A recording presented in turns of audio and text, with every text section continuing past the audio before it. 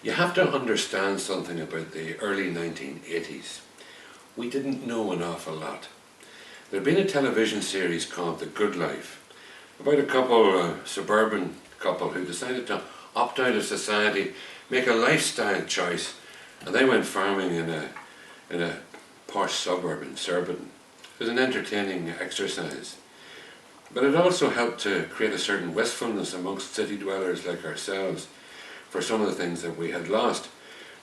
But none of us really thought that there were real good life couples.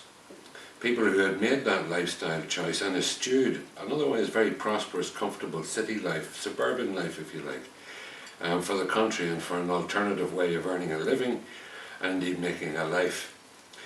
Well, back in the early 80s I was travelling south, up and down that road quite a bit, to Killarney, to Limerick and so on, for outside broadcasts and corporate events and the such like. And I was travelling with a colleague who was friendly with a family called the Rudds, of whom I had heard nothing. And she said, "Can we stop here? I'd like to say hello to Prue and Dave." And I said, "Sure."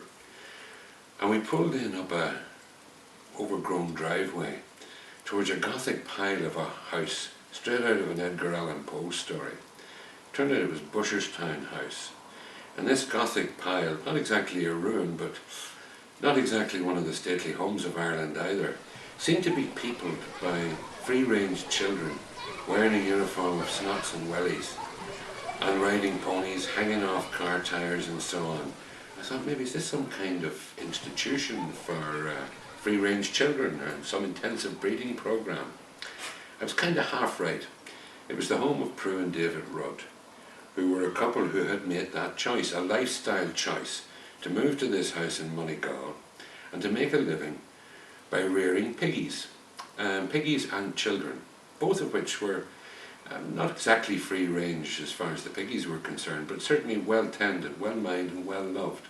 And it was, as I say, first of all a lifestyle choice, and then secondly a business choice.